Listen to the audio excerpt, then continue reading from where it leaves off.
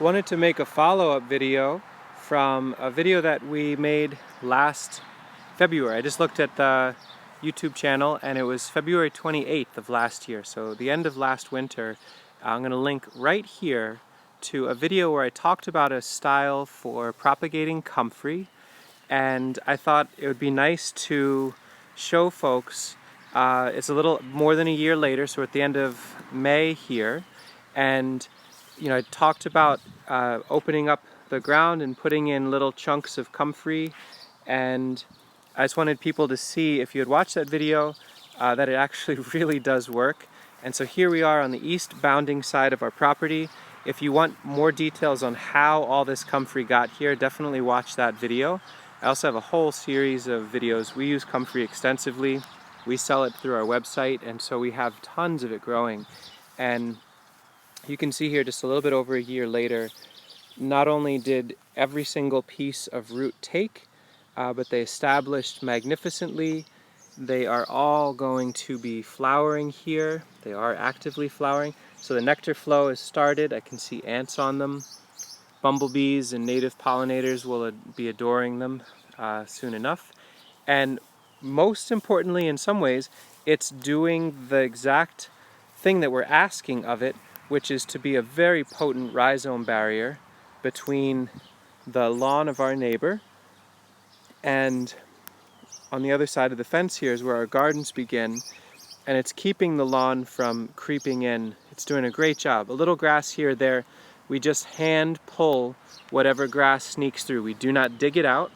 Anytime you dig near comfrey, you are spreading comfrey, whether you like it or not. I can see some areas where the comfrey, there's gaps. So here the comfrey didn't take. So I don't know why. Maybe most likely I just forgot to plant right here. It almost never doesn't take. But in the fall it's very easy for me to dig up and just fill this out. But you can see where the comfrey isn't, I've got dock and grasses and some cleavers that are pushing into the other side. So we have to manage the weeds at this very challenging to manage spot because we didn't get comfrey here. In this place we've got a little goldenrod. Because there's a gap in the comfrey, we can pull that and fill in later.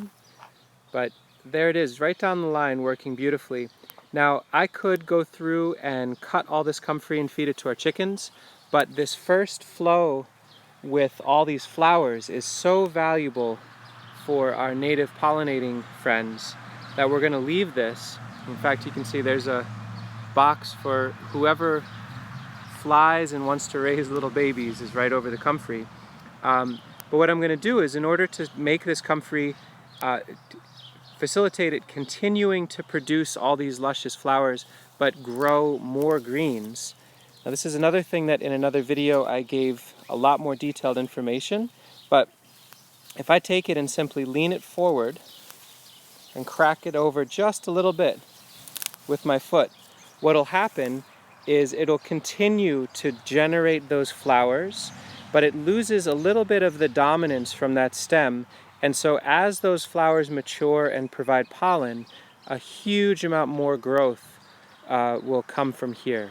Now the tricky part is that now, right on the line, the property line with our neighbors, I think they're nice enough with us and they like what we're doing enough that I can lean all this comfrey over and not bother them too much. We'll try it, but I'm risking that they might mow over it. We'll see. But part of the reason why I want to push this over is now the rhizome barrier has worked so well that we're ready to plant on the inside of the fence here, and I would like to make sure that the plants we put in get enough light to grow. So I'm going to pause and I'm going to push all this comfrey over and take one last look.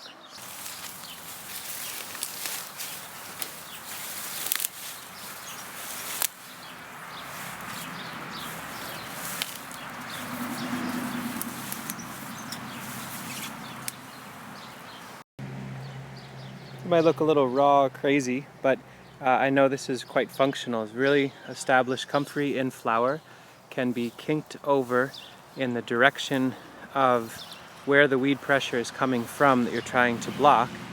And that allows the flowers to continue to mature and provide nectar, but stimulates new growth from the crown down at the base.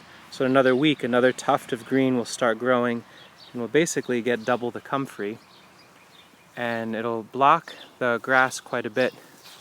It doesn't make it spread, this technique. I didn't cut it, and it just expanded the reach of where the comfrey is and is stimulating it to put on fresh growth, and it will give us a lot more light in the garden where we need it. So comfrey, absolutely stunning, wonderful plant, and kind of fun to have a follow-up video from where I showed how we propagated along a fence line, that within a year went from a grass pressure problem to incredible amounts of biomass, chicken feed, and flowers. Yay, comfrey.